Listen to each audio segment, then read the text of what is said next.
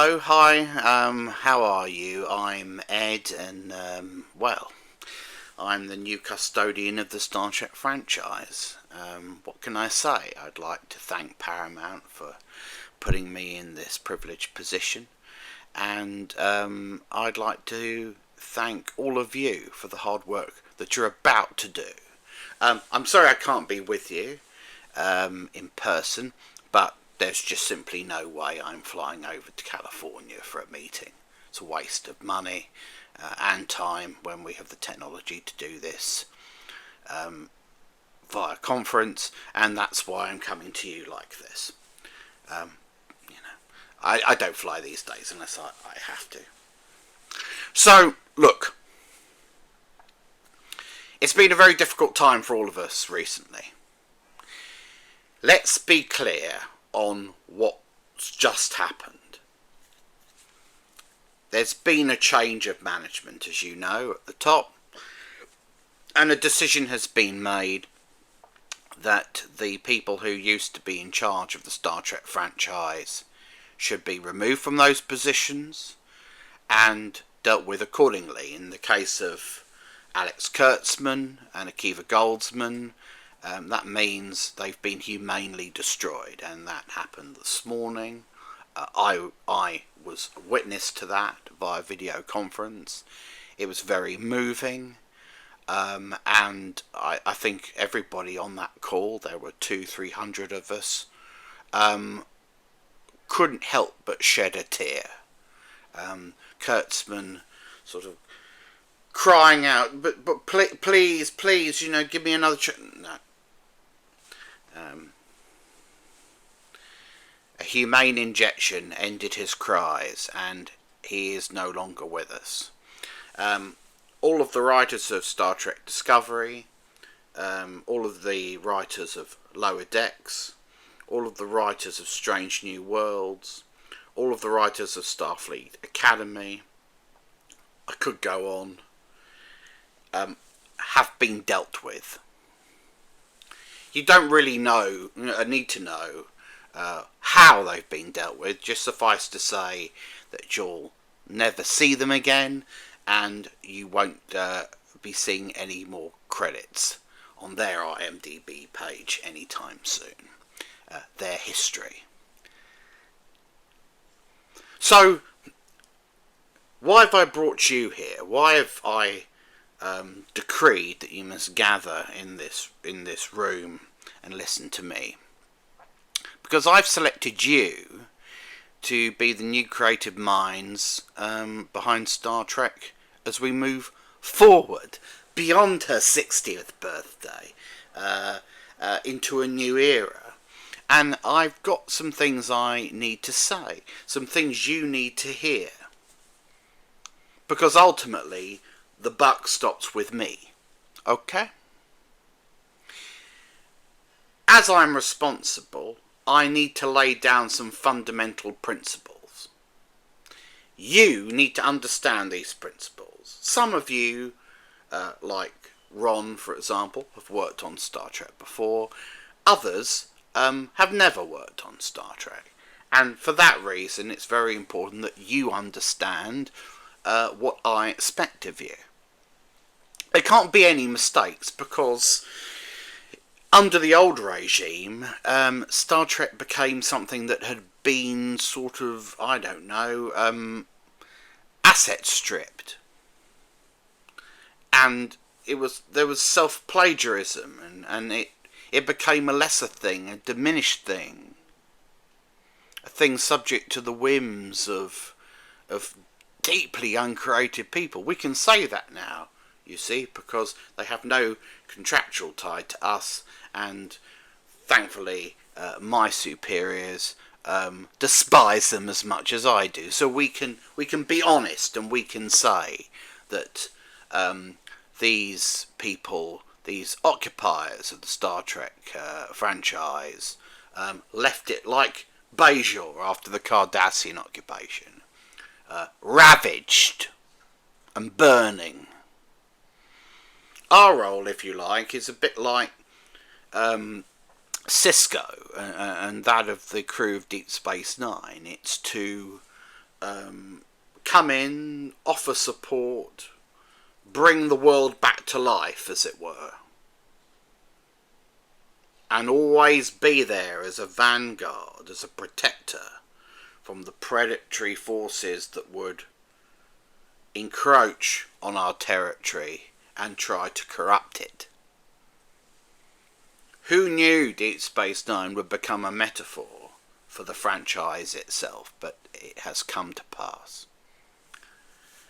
So what I'm going to do, if you don't mind, and even if you do, is outline to you the non-negotiable red lines, the fundamental principles, the biblical principles, if you were, the new commandments that will inform this new era of Star Trek, which we're about to move into.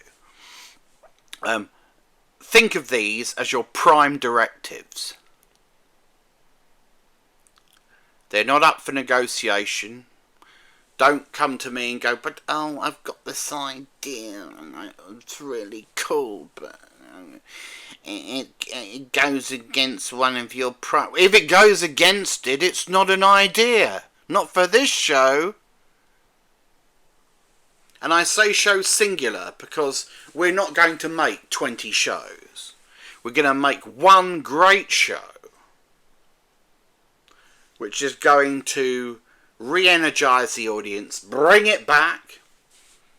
Not just the old audience of Trekkies who have been starving for 20 odd years, who are emaciated and desperate. Please, can I have a drop of water? You know. But the whole new generation of potential viewers who've never seen a great new Star Trek show. I want them to feel the way I felt, age 10, when I saw Encounter at Farpoint. Do you understand? Not literally, because we're not going to remake that show, but intellectually, spiritually, to engender the same feeling. Do you understand? Those of you old enough to remember the original series of Star Trek, when it was on first run, you sought to recreate that sense when you worked on TNG. Now I want people to feel it today with a new series. You'll have read thousands of articles telling you what good Star Trek is like. The propaganda machine during the Kurtzman era churned out a lot of rubbish. A lot of self-aggrandizing rubbish that justified their approach and what they were doing. I need you to forget all of that. I need you to unlearn what you have learned. Okay? Including, by the way, what some of the fans have been calling for, because God bless them, they have been fed this diet of propaganda for a long time now, and it's got to the stage where I would say they don't really know what they want. What they need is a great Star Trek show, and that's what we're going to give them. But you'll have heard them say things like, oh, Star Trek Legacy. We're not doing that. We're not doing that. We're not doing Cobra Kai in space. We're not doing Legacy sequels. Gene Roddenberry understood this principle very, very well. When he set up TNG, he didn't say, do you know what I think would be great? I think it would be great if we had Spock's daughter and Kirk's son on the bridge of the Enterprise. Don't be silly. We're not doing that. Okay? That's not moving forward. That's trading on the old show. And it will always invite negative comparisons. Because Spock's daughter will never be as interesting as Mr. Spock. And Kirk's son will never be as interesting as Captain Kirk. We need new characters. But we'll come to that. So, I call these prime directives Star Trek Past, Present and Future. Because we need to think about the past and the present and the future to create a great Star Trek show. I expect the following to be adhered to by all writing staff. This is non-negotiable. Number one, this is a fundamental principle. We're custodians of, not the creators of the Star Trek universe. The world of Star Trek has been created for us by production designers, directors, writers of yesteryear, and we honour their work and their creativity by setting our stories in that world. Therefore, we must retain visual continuity with whatever era of the show we're depicting, as established on screen between 1966 and 2005. The only exceptions are stories set in parallel universes or alternate dimensions. Now, we won't be going to the past very often because I want our show to be set in the future. Gene Roddenberry was very sensible with TNG. He said it 70 years after Kirk's time. I want a similar gap. The 32nd century of Discovery is too far ahead to be conceptually viable. It's throwing everything out from the past because it's too far ahead. It's all abstraction. You know, by the 32nd century we'll have, you know, ships made of thought and people made of string. Yeah, that's too zany. It's too weird for our audience. Our show's to be grounded with human characters, and it has to build on Star Trek's lineage, its visual lineage, and the universe that's been richly built up over previous shows, but with a sufficient gap that we can do our own thing, that we can build on it properly. And that's why I suggest setting the show in the late 25th century to have a gap of, I don't know, at least sort of 70 or 80 years from the time we last saw Picard and crew in Picard season 3. But, you know, we won't talk too much about that. But that's the gap I want. You're going to remember that the characters should be new, and that we should be thinking about the types of characters which are going to open up all new storytelling possibilities for our audience. We want an ensemble who are rich but rooted in Star Trek's tramlines, or within its tramlines, within its themes, in the sense that we have, for example, a character who is a great outsider and therefore can have that objectivity about the human condition. Not for nothing, you know, the great characters in Star Trek, Spock, Odo, Data, Seven. Why do we like those characters? We like them because they're oddballs, they're geeks, they're loners, they're the audience, yes?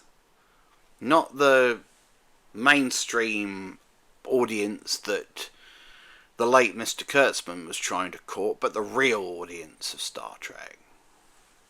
The slightly awkward intellectual audience. So think about how we can have a fresh take on that.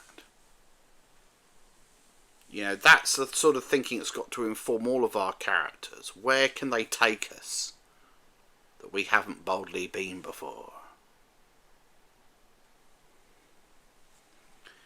But remember, we want that gap, and we want to rethink, we want to build on, you know, the tech that we've established, but push it forward.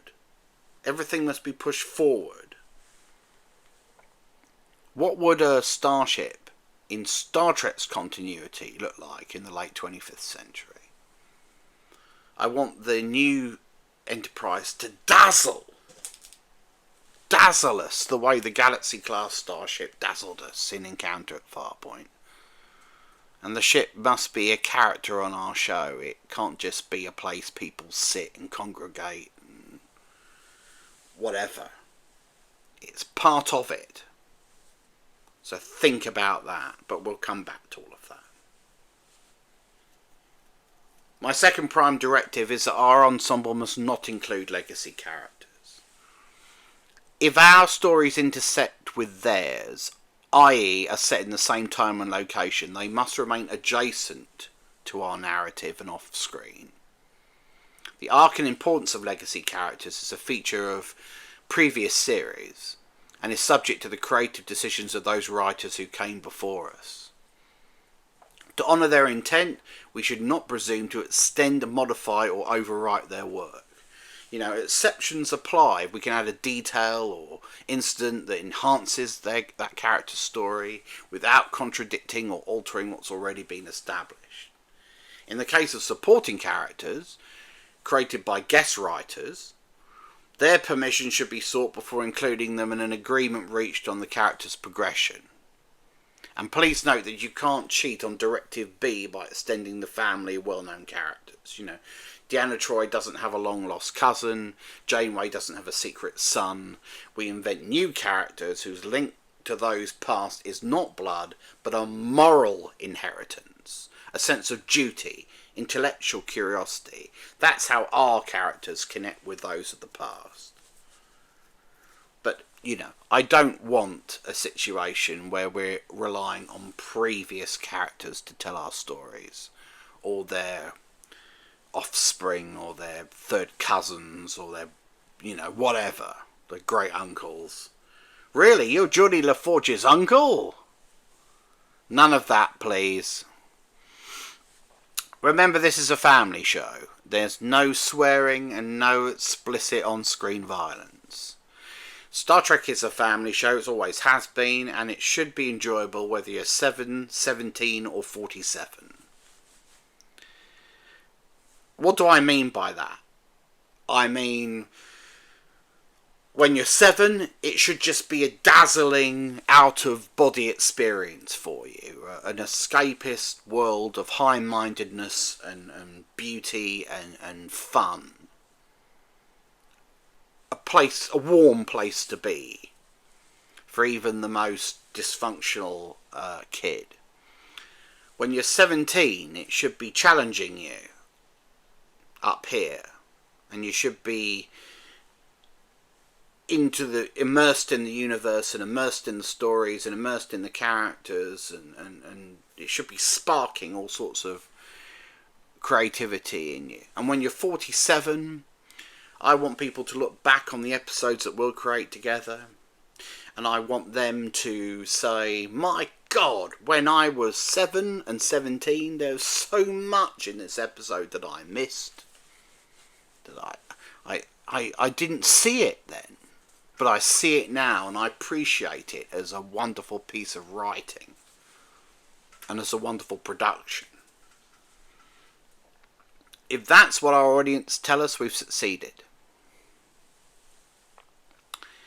Remember, when you're writing your dialogue, that the characters use a heightened auxiliary form of English that can be universally understood. Okay? They do not use contemporary idioms or colloquial language, unless by exception. For example, they travel back in time to 1986 and they have to try and fit in. Double dumbass on you. Okay? But they don't swear in the future. Nothing you've seen in Alex Kurtzman's era counts in that respect. They're idiots. They didn't understand Star Trek. You will understand Star Trek or you're fired. Depictions of violence should be judged with a family audience in mind. Okay? You can push it a bit, but I don't really want excessive violence on this show. Again, it's a family show. Be creative. You know, just because we live in an era where you can show everything doesn't mean you should show everything. Think about it creatively in terms of your writing, and directors will of course be encouraged to do the same. Remember, we talk up to our audience. Star Trek fans are intelligent, They're literate viewers, and they demand the very best. They want thought-provoking science fiction storytelling. Their curiosity and desire for an alternative to the dystopian and dumbed-down content available elsewhere should inform our creative choices and story selections. Remember, stories can be about contemporary concerns, but they must be rooted in Star Trek's universe. Great allegorical storytelling will always have a timelessness and a resonance that direct commentary on modernity lacks. Be mindful of these things. You know, we don't want episodes to date instantly. I want a show that resonates with an audience in 30 years. That should at least be the very minimum period of relevance. The best drama, of course, resonates forever. Think about that, okay? Don't come to this job thinking, oh, it's just Star Trek and just muck about and do whatever I like. No, as far as you're concerned, you're writing Shakespeare, okay? I mean, obviously, not as Shakespeare, but you know what I mean. This stuff is going to be sacrosanct to people. It's going to be something that matters to them. We'll make it count, for God's sake. Make it matter.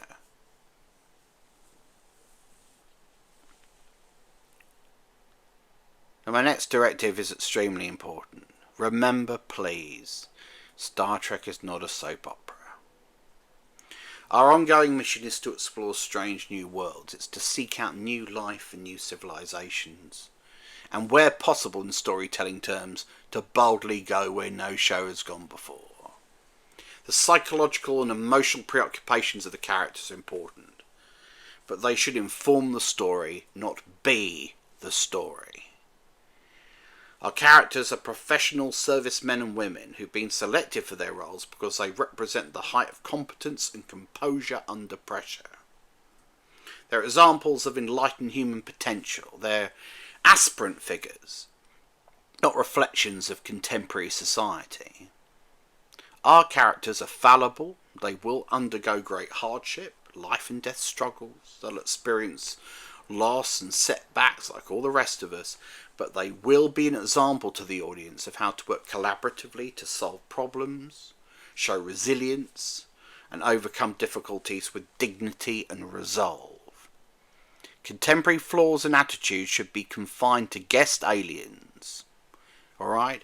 Non-Federation characters and substandard officers who feature in stories as a dramatic and moral counterpoint to the expected standard.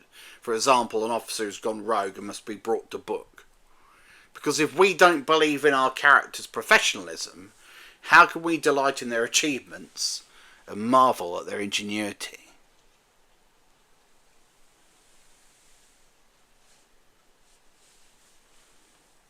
So there it is. I think I've covered it, haven't I? I think I've made you understand. Forward, not back. New characters, not variations on the old. New storytelling possibilities that aim high and talk up to our audience. If it's derivative or if it's run-of-the-mill, it's out in the new era. Let's make a show that Gene Roddenberry would have been proud of. Hell, let's make a show Rick Berman would have been proud of. But more importantly, I want to make a show that Alex Kurtzman, may he rest in peace, would not have understood. I would like everybody involved in Star Trek from 2009 to this year to watch our show and go, I don't get it. It's very dry, very boring, very intellectual and high-minded, and why are the characters talking all that staid way that won't date instantly. I don't get it. I want them to be confused, and I want them to be bored. Because if Kurtzman's cabal are bored, then we're doing it right. And the audience will reward us. They'll reward us with their respect and their love. And that's the sort of affection that an insecure narcissist like me needs. That's it. Thank you for listening. I won't be taking any questions. I think I've covered everything. But you can pass them to my assistant, who will filter them and pass me the ones she thinks I can bear to answer.